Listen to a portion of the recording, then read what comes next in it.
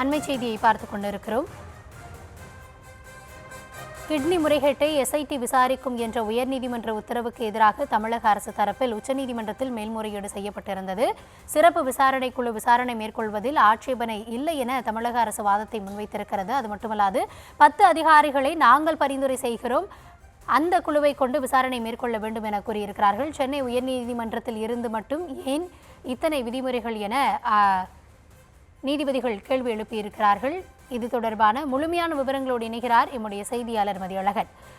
நீதிமன்றத்தில் தமிழக அரசு முன்வைத்த வாதம் என்ன, நீதிபதிகள் அதுக்கு என்ன தெரிவித்திருக்காங்க, கூடுதல் விவரங்களை வழங்கலாம்.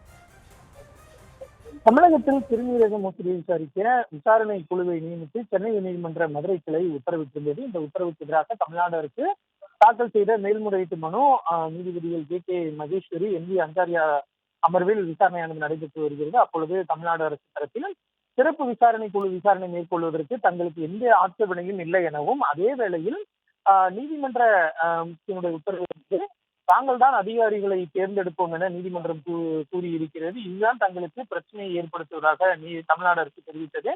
ஏனெனில் நீதிமன்றம் தேர்ந்தெடுக்கக்கூடிய அதிகாரிகள் என்பது ஆங்காங்கே இருந்து தேர்ந்தெடுத்து ஒரு குழுவை அமைப்பதற்கான வாய்ப்பு இருக்கிறது. அது நிர்வாக ரீதியாக சிக்கலை ஏற்படுத்தும் எனவும், எனவே தமிழ்நாடு அரசு தரப்பில் தாங்கள் 10 அதிகாரிகளை பரிந்துரை செய்கிறோம், அதிலிருந்து சிறப்பு குழுவை நீதிமன்றம் நியமிக்க வேண்டும் என்பதே தங்களுடைய நிலைப்பாடு என தமிழ்நாடு அரசு கோரிக்கை வைத்தது. அப்பொழுது நீதிபதிகள் சென்னை உயர்நீதிமன்றத்தில் இருந்து மட்டும் ஏன் இத்தனை மேல்முறையீடுகள் உச்சநீதிமன்றத்திற்கு வருகின்றன என நீதிபதிகள் கேள்வி எழுப்பினர். மேலும் இந்த விவகாரத்தை பொறுத்த வரைக்கும் முதலில் சிபிஐ விசாரணை என்பது வலியுறுத்தப்பட்டிருந்தது. ஆனால் நீதிமன்றம் அனைத்து சாராம்சங்களையும் கருத்தில் கொண்டு சிறப்பு விசாரணை குழுவை ஏற்படுத்தி இருக்கிறது என நீதிபதிகள் தெரிவித்தனர். அதற்கு தமிழ்நாடு அரசு தரப்பில் சிறப்பு விசாரணை குழு விசாரணை நடத்துவதற்கு தாங்கள் எதிர்ப்பு தெரிவிக்கவில்லை. அதே வேளையில் அதிகாரிகளின் பெயர்களை நாங்கள் பரிந்துரை செய்கிறோம், அதிலிருந்து அதிகாரிகளை தேர்ந்தெடுத்து நீதிமன்றம் குழுவை அமைத்தால் சரியானதாக இருக்கும். ஏனென்றால் தற்பொழுது நீதிமன்றம் தேர்ந்தெடுக்கக்கூடிய அதிகாரிகள் 200 கிலோமீட்டர், 140 கிலோமீட்டர், 250 கிலோமீட்டர் என பல தொலைவான இடங்களில் இருந்து வருகிறார்கள். இது நிர்வாக ரீதியிலான சிக்கலை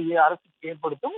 அதனால்தான் தங்கள் தரப்பில் அதிகாரிகளை பரிந்துரைப்பதாகவும் அதிலிருந்து நீதிமன்றம் குழு அமைக்கட்டும் என்றும் தமிழ்நாடு அரசு தரப்பில் தெரிவிக்கப்பட்டது. மேலும் அருகில் இருக்கக்கூடிய மாவட்டங்கள், அதாவது நாமக்கலுக்கு அருகில் இருக்கக்கூடிய மாவட்டங்களில் உள்ள சிறந்த அதிகாரிகளின் பெயரை வழங்குவதாகவும் அதிலிருந்து நீதிமன்றம் தேர்ந்தெடுத்தால் சரியாக இருக்கும் என்றும் தெரிவிக்கப்பட்டது.